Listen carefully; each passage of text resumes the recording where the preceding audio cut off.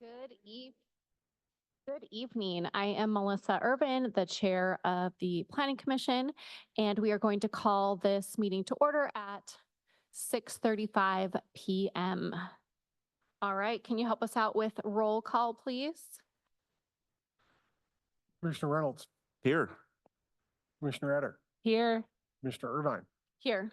Commissioner Kendall is absent. Chair Irvine, you have a quorum. Wonderful. Thank you, Nick.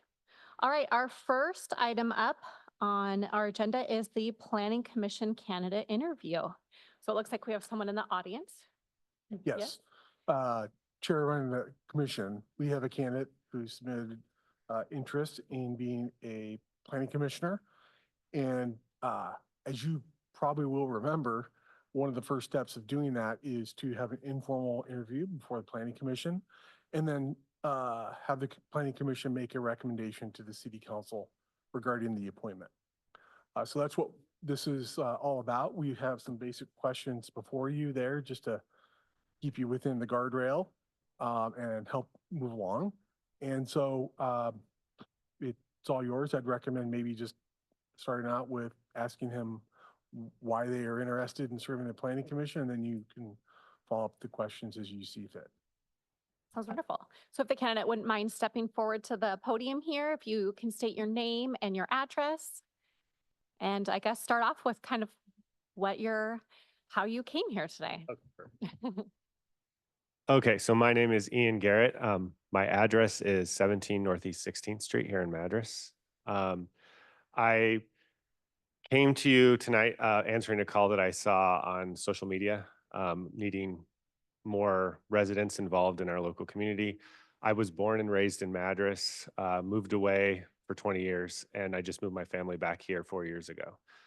So I'm invested in this community. I'm a teacher at Madras High School, and I just wanted to help in any way I could. Okay, so Nick has some questions in front of us. Do you want to ask one of those? Hi, Mr. Garrett. I know you well just from my son is Brocketter, and he's said the greatest things about you. He thinks you're a great science teacher. So I'm giving them a test tomorrow, so now I'm getting a test today. I don't think he'll be there just because of the track meet if it's Yeah. the last period. So he'll have There's to a make lot that of them that up. lucked out. Yeah. But I've heard so many great things. I'm glad you're Thank you. here and want to be a part of the commission. So thank you for that. I had no idea that you lived in Madras for 20 years and Yeah, so I was born here. I went to Madras Elementary, and I finished high school in Redmond at Redmond Okay. High. But yeah, my heart is here. I love it. Mine too. I'm born and raised in Madras, and I'm so happy when people come from those backgrounds. So very cool. So why are you interested in serving on the Planning Commission? I think the Planning Commission has a lot of influence in the direction of the community. I think we're at a time when Central Oregon is exploding in population, and I think it's important to keep Madras a small town feel. So I think it's a balance of, promoting growth, but also maintaining livability, affordability, just making sure that, it stays the community that we love. Mr. Reynolds, do you have a question to ask? Thanks for coming out here, Ian.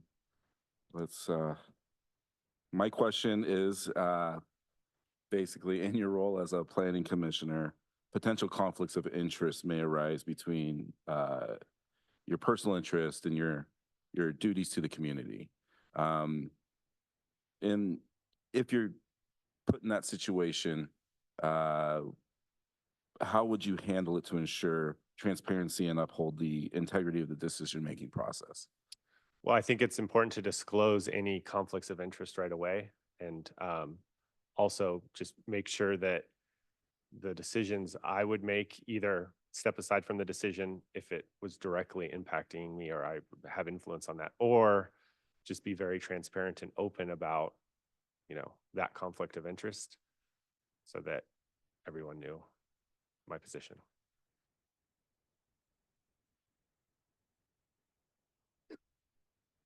Yeah, thank you.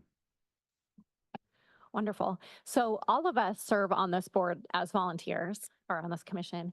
And I know I've learned a lot in I think it's 6 years that I've been on here now. It's been a long time.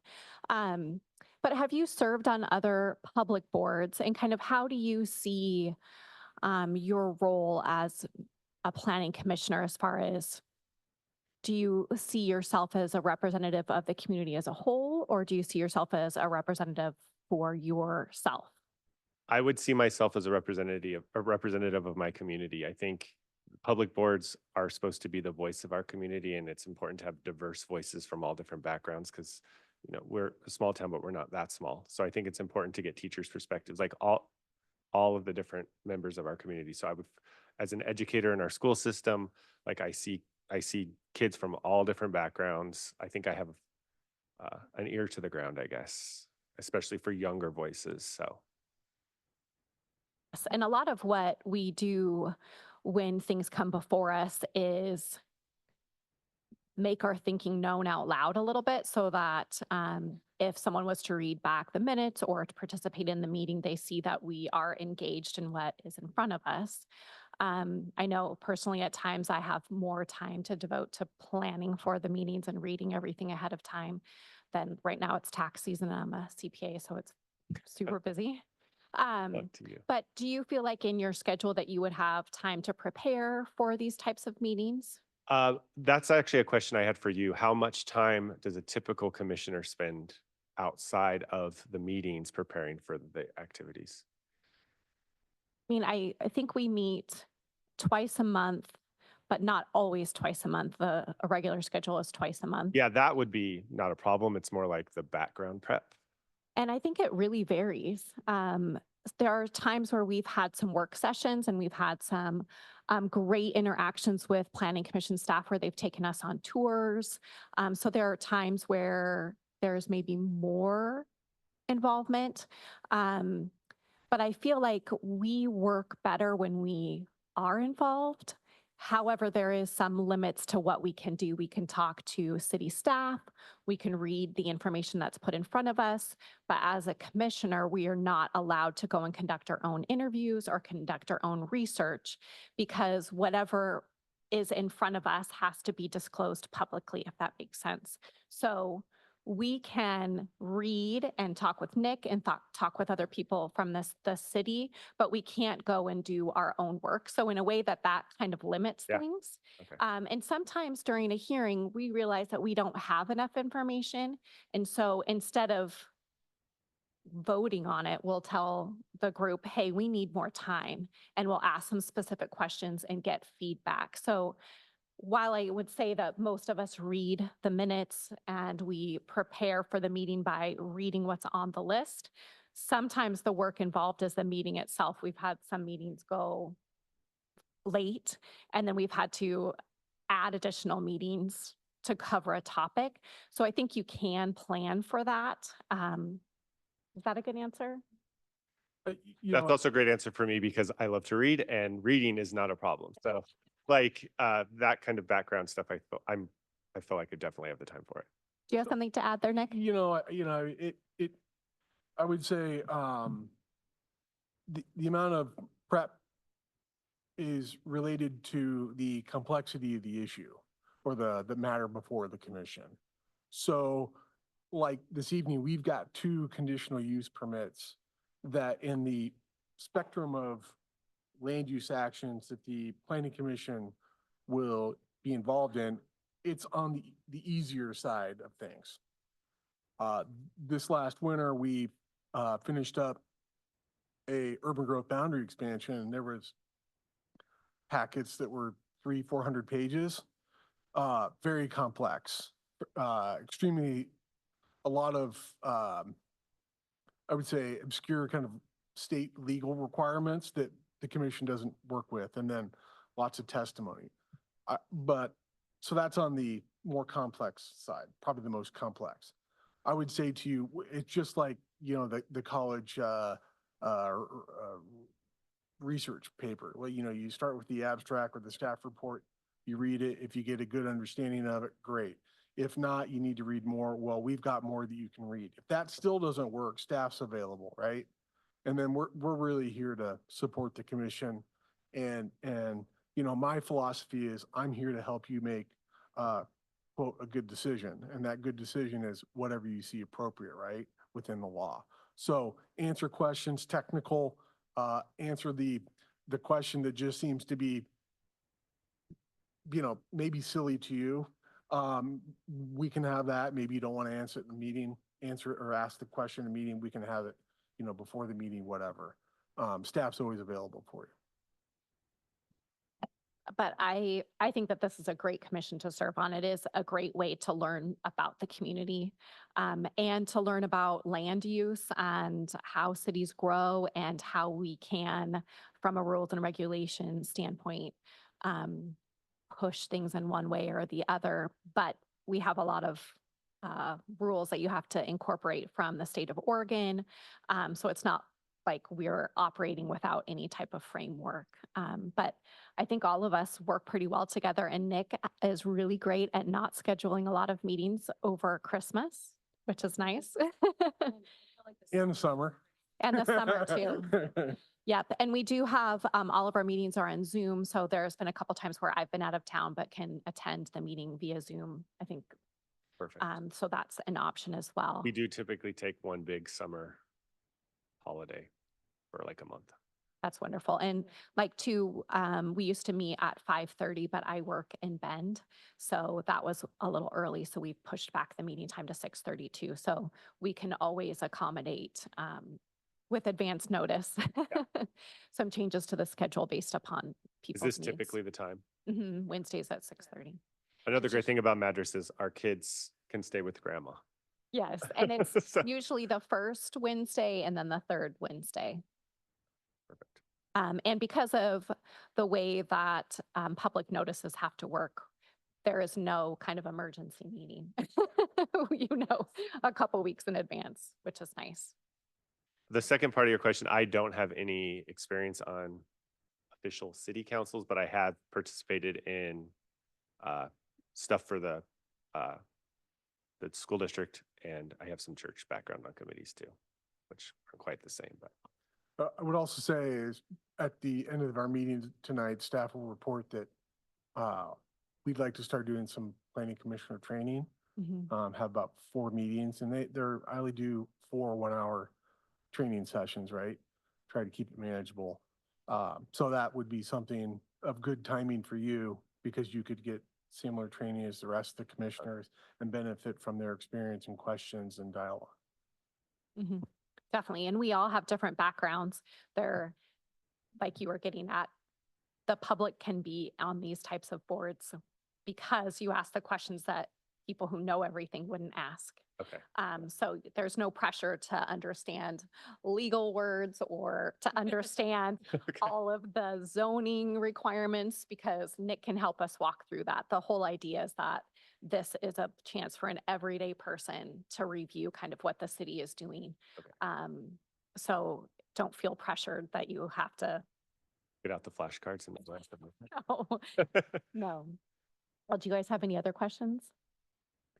Thank you so much for applying. Yeah. I wish more people would be involved in our city on any type of level because city involvement or political involvement period just really makes things work better. So thank you very much for coming this evening.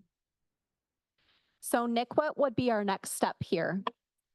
Just a motion and second to make a recommendation to appoint Mr. Ian Garrett to the Planning Commission. Recommending Okay, appointment. okay. Yeah, Commissioner Reynolds, I make a motion that we recommend to City Council to appoint Ian Garrett to the Planning Commission. This is Commissioner Eder, and I will second that motion.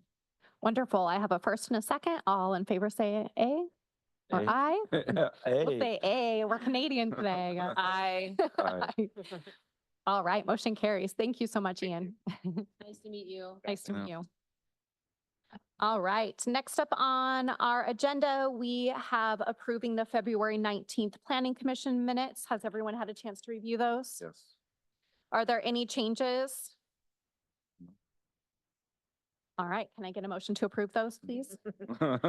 This is Commissioner Eder, and I will motion to approve where is the date at? Is there 3 different meetings? February Just 8th. February. Oh, just February 19th. February. Okay, February 19th meeting minutes. Commissioner Reynolds, I second. All right, I have a first and a second. All in favor, say aye. Aye. Aye. Aye. Hey. Aye. All right, motion carries. All right, now we get to move on to the fun part. All right, we are moving on to the Madras Marine request for approval of conditional use permit for outdoor boat and RV storage, file number CU 25-1. I get to read a little statement here. This is just our legal protection, so this will be fun. All right. The hearing will proceed as follows. Staff will present the staff report. The applicant will present its application and supporting evidence. Any interested persons will then be provided the opportunity to present testimony or evidence in support, evidence that is neutral, or evidence that is in opposition. Applicant, as the party bearing the burden of proof, will then be afforded an opportunity to present rebuttal testimony. And then staff will provide any closing comments. Any party may request that the written record remain open to respond to testimony presented at the hearing. At the conclusion of this hearing today, we may close the public hearing and deliberate towards a decision. We can close the public hearing and defer deliberations towards a decision at a date and time certain, or we can continue the public hearing at a date and time certain. All testimony, argument, and evidence must be directed to the applicable criteria or any other approval criteria you believe to be applicable. Matters unrelated to the application are not pertinent to the Planning Commission's decision in these proceedings. Failure on the part of any person to raise an issue with sufficient specificity to afford the Planning Commission and parties to this proceeding an opportunity to respond to the issue precludes appeal to the City Council and Land Use Board of Appeals on that issue. Failure of the applicant to raise constitutional or other issues relating to conditions of approval with sufficient specificity to allow the local government or its designee to respond to the issue precludes an action for damages in circuit court. Commissioners must disclose any ex parte contacts, site visits, biases, or conflicts of interest. Does any commissioner have anything to disclose? And if so, please state the nature and whether you tend to participate. Oh, go ahead. This is Commissioner Etter, and I do not have anything to disclose. Okay, this is Commissioner Reynolds. I recuse myself from the public hearing due to the fact that I'm the adjacent property owner and we have some issues to talk about after this meeting, but I have not made those issues aware prior to this meeting, but I do see that there's possible conflicts that could be perceived to and bias my decision on this matter in this file and future matters regarding Madras Marina, so I recuse myself from this. Okay. decision. I appreciate that Yeah. transparency there. Is it appropriate for him to submit testimony as a, Member of the public or yes. citizen? Yes. Yes. Yeah, so best practice would be Commissioner Reynolds, as he's done before, would be to leave his seat, right? Yep. okay, I can And go. then he would participate like anyone else in the public hearing as identified on the agenda. okay, wonderful. And just to be clear, how does this affect our quorum? When you have commissioners that need to recuse themselves due to conflicts of interest or otherwise for ethical purposes, it does not affect your quorum. So you need 3 for a quorum, but because of the recusal, that doesn't Count against us. affect the quorum. Okay. So Ashlyn and I get to have a heavier weighted decision. That's right. Okay, We're in good hands. great. Thank you, Commissioner Reynolds. Commissioner Reynolds is exiting towards the audience. All right, does any party wish to challenge any member of the hearings body based on ex parte contacts, biases, or conflicts? Okay, now we get to move on to the meat of the meeting. All right, go ahead, staff. You're stuck with me tonight. Wonderful. So this is the Madras Marine Conditional Use Permit, CU 25-1. The address is 1435 US 97, tax lot 1113 14 AD-200. The property is zoned mixed use employment or MUE. And the primary use of the facility as a boat sales and boat maintenance is permitted in the MUE zone. However, the applicant has also proposed outdoor storage of boats and RVs on the site, which triggers a conditional use. So that's why we are here. So in your packet, you will see there's the findings and decisions. And on page 11 of your packet, we have the applicable development code sections, which is 1815 land use zones, 18.65 conditional uses, 18.60 administrative provisions. So the applicant submitted their application on January 27th, and we sent notices to adjacent property owners and affected agencies on February 12th, and also published in the Madras Pioneer notice of the public hearing on February 19th. We received one comment from an adjacent property owner regarding access to the site that's through their property. We did not receive any comments from our Public Works Director imposing any kind of conditions or improvements to the site that are necessary. And then we also heard from Jefferson County Fire and EMS. So they had comments. This is the site plan. So the rectangles that you see are proposed like boats around the site. And Jefferson County Fire and EMS requested that access be maintained around the exterior and all the way around the site. So if there was a fire or emergency, they'd be able to drive a fire engine all the way around the site. And they also requested to be informed of the types of locks used on the gates. So that was sent to the applicant, and they said that they would be willing to comply with those standards. So they're not proposing any new structures on the site, so it's going to be existing. There is a fence that goes all the way around the property, and to meet conditions of approval that are also found in your application, they are going to be putting slats in the fence there, and that will be to provide screening for the outdoor storage of the boats. So there's other conditions of approval that were imposed. You can find those on page 27 of your packet. They include meeting the conditions by Jefferson County Fire and complying with outdoor lighting standards and noise regulations, and obtaining and maintaining a business license through the city. So we recommend that you approve this application as presented, but Nick can jump in if he has anything to add, or you guys can ask any questions. Nothing to add from me. Nice job.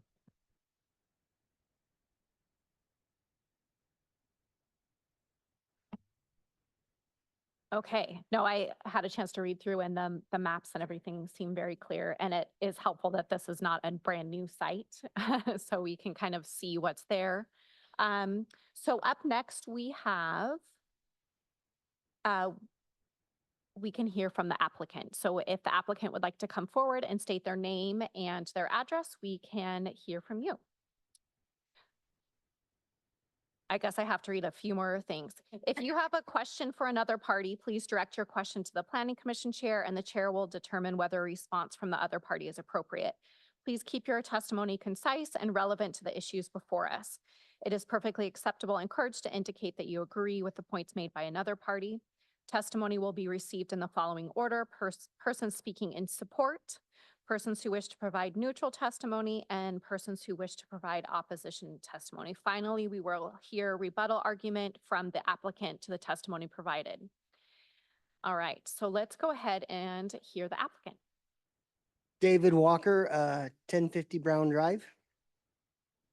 Jennifer Walker, 1050 Northeast Brown Drive, Madras Marine. So the storage we're looking at doing is more of a concierge style. So there won't be anybody after business hours coming in and out. It's you drop your boat or RV off, and then we will put it away in an orderly fashion, not having customers deal with that. Most of it will be just for our winter storage customers. So not all year long will be full. So it's just mainly trying to keep traffic down to minimal, not having customers deal with it. We will deal with all their activities. That makes sense. Do you see any issues with coming in and out of 97? No, because with the highway entrance, Mhm. the bigger one up on top, we'll be utilizing that more because it's easier for customers coming in and out with boats. Mhm. And then we're trying to use mainly just the entrance on the front where the showroom is for customer parking and stuff. Mhm. The back entrances are pretty much, the one is just gonna be for delivery of trucks coming in from behind the Dollar General Uh-huh. from, I forget, Bush Street, coming down Bush Street, and then they'll just exit through the back south or north corner. Okay. And that will be mainly when we use those. Otherwise, it'll be just the other two entrances. Okay. And so just to confirm, the storage is not kind of like an in and out type of storage. It is a kind of longer term storage for winter. And so after, like you were getting at, after hours, people coming in and out is not a regular. That will be no after hours at all. Okay. We might have customers that come in and out a couple times a summer, but Mhm. that's, But Okay. there's not going to be open access to our property from customers. One of us as employees will be there to open it for them and assist them. And is that a Monday through Friday thing? And you guys, they're doing that Saturdays and Sundays also? Just Saturdays? just not Sundays? Saturdays when Okay. we're open. So right now we're open 8 to 2 on Saturdays. Okay. Great. That's awesome. And from what I remember at your other location, though, boats that are stored at the over winter, most of them are wrapped. Yes, 80% of them are wrapped. So Okay. all you see is a white cover. Yeah. Yep. Great. And it looks like I saw the note about the slats and it was mentioned already, the compliance with fire and EMS. Do you have any problems with meeting the other conditions that were noted? No, we'll not. Okay. Great. Do you have any other questions? All right. Well, thank you. Thank you. All right. Next up, we will hear testimony in support of the application. Do we have anybody in the audience who would like to present testimony in support? Is there anyone online? Okay. Do we have anyone who would like neutral testimony, which could also be questions? Okay. Do we have anyone for opposition testimony? Okay. Well, that wasn't very exciting. Okay. Do staff have anything else that you'd like to provide? No comments. Okay. So we now have three options. We can close the hearing and deliberate. We can close the hearing and deliberate to a time and date certain, or we can continue the public hearing to a different time. What would you like to do? Yep. Okay. I'd like to make a motion to deliberate towards a decision this evening. I will second that motion. All right. All in favor? Aye. Aye. Wonderful. Okay. So to me, this seems like one of the easier decisions we've had to make. I like it. I know Madras Marine has been around for a really long time and I love to see just the growth and adding something new in there. Storage is something that is needed for everyone, especially with their boats. And I know it's just a winterized thing pretty much. I mean, because the boats are on the water in the summer and they need to be stored somewhere in the winter. So that is a great addition for you guys and happy for you. So I think it's gonna be a great business. Mhm. A great add-on to the already great business. So I would like to make a motion to approve it. All right. So there is a motion to approve the conditional use permit file number CU 25-1. I will second that. All those in favor? Aye. Aye. All right. Motion carries. Yay. Okay. So you all do not have to stay because I know you have little people here. We do have another issue on the table, but it's up to you. And Mr. Reynolds is rejoining us up here. You have to read that all again. Do I have to read it again? Oh, yes. Okay. Whew. Thank goodness Thank you're goodness we had a compensated 5 well. PM coffee. Okay, so next up on the agenda is a conditional use permit for outdoor vehicle storage, file number CU 25-2. We are opening this hearing at 7:05 PM. The hearing will proceed. Wait. Is that the only, do I have to read? Should be 2 statements there for you to read. Okay, yes, okay. The hearing will proceed as follows. Staff will present the staff report. Applicant will present its application and supporting evidence. Any interested persons will then be provided the opportunity to present testimony or evidence in support that is neutral or that is in opposition. Applicant, as the party bearing the burden of proof, will then be afforded an opportunity to present rebuttal testimony. Staff will provide closing comments. Any party may request that the written record remain open to respond to testimony presented at the hearing. At the conclusion of this hearing, the hearing's body may close the public hearing and deliberate, close the public hearing and defer deliberations towards a decision at a date and time certain, or continue the public hearing at a date and time certain. All testimony, argument, and evidence must be directed to the applicable criteria or any other approval criteria you believe to be applicable. Matters unrelated to the application are not pertinent to the Planning Commission's decision in these proceedings. Failure on the part of any person to raise an issue with sufficient specificity to afford the Planning Commission and parties to this proceeding an opportunity to respond to the issue precludes appeal to the City Council and Land Use Board of Appeals on that issue. Failure of the applicant to raise constitutional or other issues relating to conditions of approval with sufficient specificity to allow the local government or its designee to respond to the issue precludes an action for damages in circuit court. Commissioners must disclose any ex parte contacts, including site visits, biases, or other conflicts of interest. Does any commissioner have anything to disclose? And if so, please state the nature of same and whether you intend to participate in these proceedings. Commissioner Urban, I do not. Commissioner Reynolds, I do. I have some past conflicts that could be perceived to bias my opinion on this with Mr. Hurley, and I recuse myself from the conditional use permit or the approval and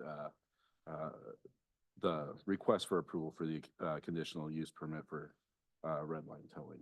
Okay, thank you for disclosing that. And are you going to go sit in the audience? Okay, wonderful. Thank you. And Commissioner Etter, I do not. All right, so it looks like we can move forward. Mr. Reynolds is moving down into the audience. Okay. Phew.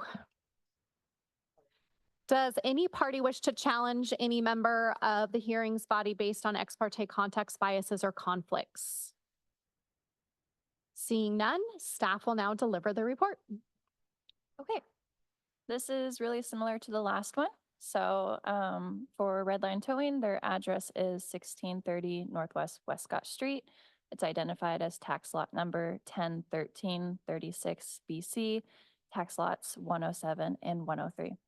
So the property is in the industrial zone and it has a permitted primary use as a business office and a vehicle maintenance facility, but it's triggering the conditional use for outdoor storage of vehicles on the premises. So similarly to the last one, we also have applicable criteria, and that is going to be sections 1815, 1865, and 1880. So the application was filed on February 5th, and notices to adjacent property owners and affected agencies was sent on February 12th, and the public hearing was noticed in the Pioneer on February 19th. We did not hear any comments from adjacent property owners. The Public Works Director did not impose any conditions for site development. And we have pretty much the same comments from Jefferson Fire and EMS. They want to be notified of any gates that are going to be around the property. The applicant has proposed to put a barb or chain link fence around the area that they're going to be storing the vehicles. And they want to be notified on the type of lock there as well. And they also made a comment that they want clear visuals for addressing on the building so that they'll be able to find it in the case of an emergency. So Those were the only comments that we received regarding that. Because they are not the property owners, they also submitted consent from the property owner stating that they are fine with the use on the property. They're also not proposing any additional structures other than the fence, so that'll be the only addition. And then we have conditions of approval throughout the document that are also pretty similar. That's on page 59 of your document.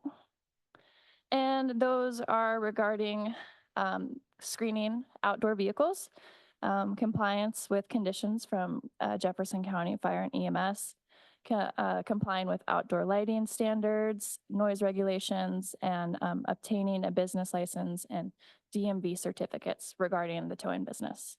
So staff recommends that you guys approve this application, but happy to answer any questions.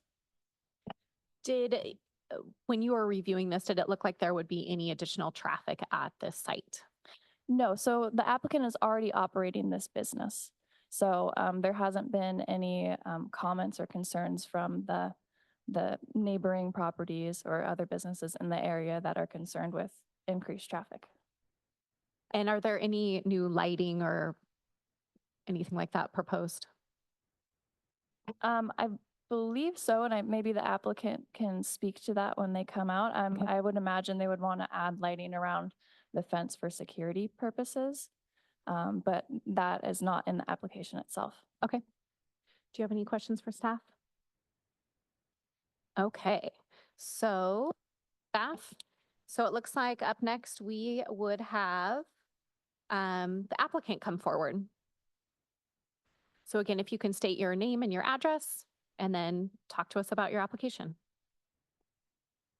Andrew Hurley, 1630 Northwest Westcott Street here in Madras. And the application is for the fence area to store vehicles in the downtime while insurance, while it changes hands from the owner to the insurance.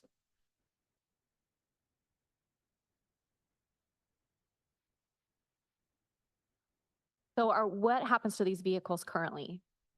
Roughly, they're sitting on the lot 7 to 10 days is the average. Okay. In storage mode. So the customer or the owner of the vehicle may come retrieve their items, and then it sits behind the locked gate until an insurance company, Copart from Eugene, comes and retrieves it. And so would this extra storage allow you to have more on site, or is this just officially putting what is currently happening in a? So it was an unfenced lot. We have the fence up and the security wire and everything to keep vehicles secure. We're hoping to get on rotation with the sheriff and the police, and we'll need to have a secure lot in case crimes or investigations. And we're gonna do a chain and padlock security with a double 14-foot gate. And for lighting, we do want to update lighting on that. We want to utilize solar lighting though. Okay. So you guys have been doing this just without a fence around the vehicles? So we've been towing. Been towing and Yeah, leaving the we are vehicles not on there? rotation yet because we are not qualified. We don't have the fence, so we're not on rotation right now. We're doing private tow, so we're not really storing anything. Okay. So this would allow you to increase your business by Exactly. adding on. Okay, that makes sense. And then same thing with the last one, business hours, just during the day, people can come in and get their things or vehicle, or The is this official a 20? business hours are 9 to 5. We do have, you can come get your possessions. It's an after hours, option. We have to come down personally and unlock the gate, let You them have to in. do that, okay. Yeah, we would be there. It rarely happens. Yeah. It's happened like once, so. Minimal foot traffic, minimal traffic really. Well, I mean, it's right off the highway, so I mean, Yeah. as much traffic as it's going down, Right. 26 basically. Mhm. Right. So easy in and out for sure Mhm. for, It is, for the there's customers. lots of room in that area. Wonderful. And do you see any problems meeting the additional requirements that were asked of you for the application? Oh, we've actually addressed all of them. Do you have any other questions? Okay, well, thank you for coming forward. Okay, so next up, we get to hear from people who are in support of the applicant. Do we have anyone in the audience in support or online? Do we have anyone here for neutral testimony? And do we have anyone here for opposition testimony?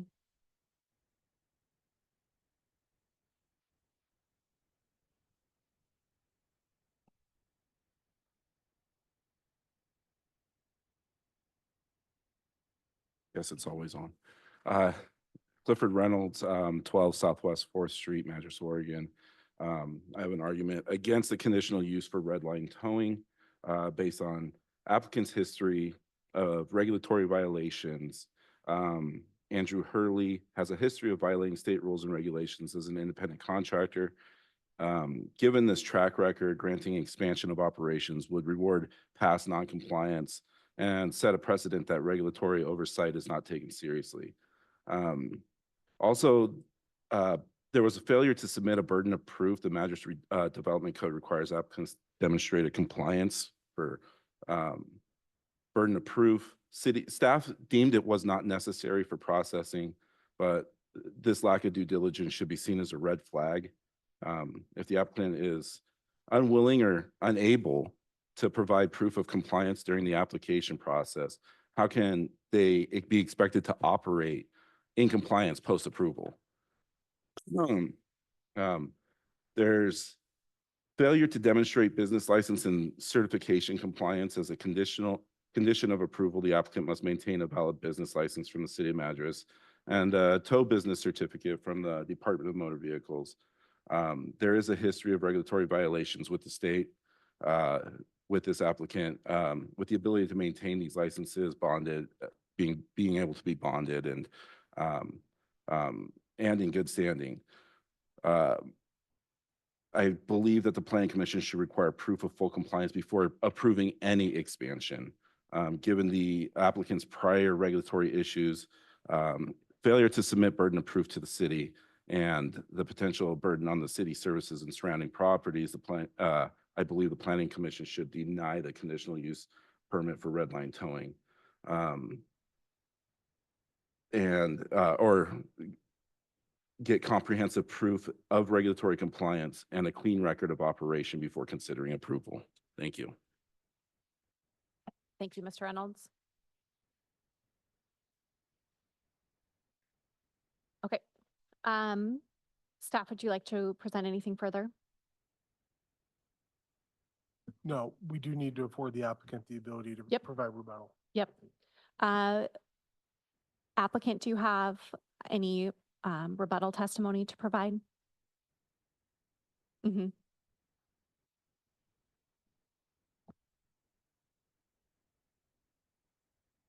Oh, me and Cliff Reynolds do have a pre-existing conflict of interest, going back probably about 3 years ago, due to a high dollar job that I don't believe he handled correctly. He utilized employees of mine behind my back from my construction company that were renting from him to do the work that I had already bid on and got. It caused a conflict of interest from him that I thought was let go. We see each other at Costco. We see each other in town, both with our families. My family's doubled in size since then. And I've never known that this was still an issue for him. I do believe that this is more of a personal attack than a worry on the abilities of me to run a healthy and functioning business. I have hired help professionally to run this business, as well as a full-time manager who is my girlfriend, fiance, who is handling everything in-house. We pay for in town. We use local staffing companies for our employees to regulate everything, to make sure that we're completely on board. And I really have no problem proving in any way that you guys need that this is going to be a company that I believe is going to help the community. We're short tow companies in this community. That's where this came from. I also have a passion for anything automobile related, and I know that I'll do well in this company. And I guess that's it. So as far as uh, business licensing and things like that, are you current on those types of That's things? all been done. We're past we're approaching our first year. Things grew quickly. We needed a shop. We were working with different counties and hauling wrecked vehicles for sheriffs in different counties.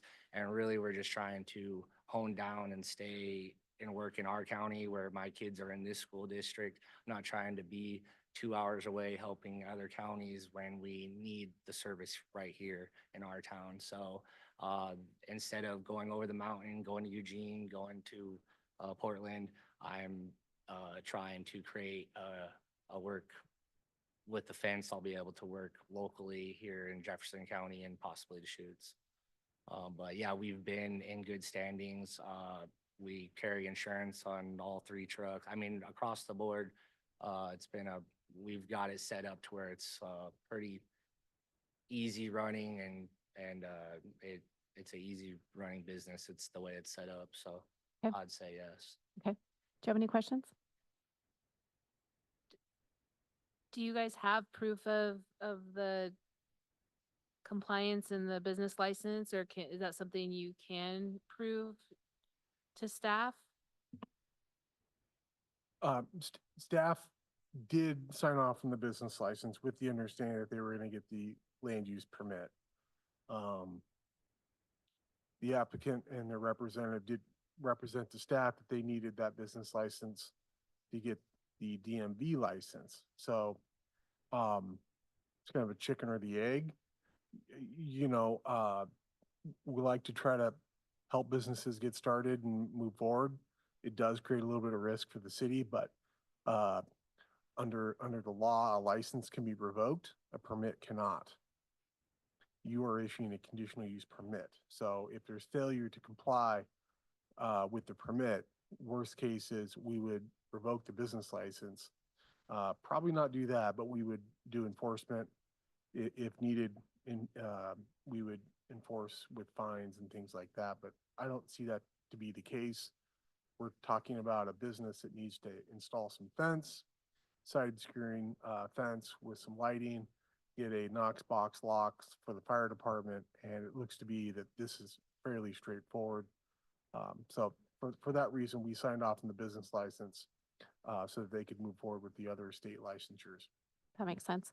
So if any person who has a conditional use permit is somehow in violation of a city ordinance or has had multiple complaints, what is the process for reviewing that conditional use permit?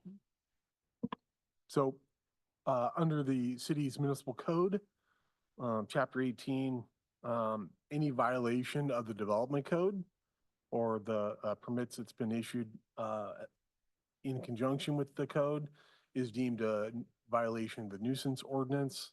And so in the city's nuisance ordinance, there is a process for notice, failure to comply. And usually in this case, there is really no abatement like you would for, let's just say you had a property with a bunch of trash on it. We're not going to go and remove trash on this or remove the fence or block access to the building. We're probably going to request that the matter be heard by a hearings officer, independent hearings officer. And at that time, they would determine the appropriate enforcement action, whether it be a fine or corrective action. Okay. No, I think that makes sense to me.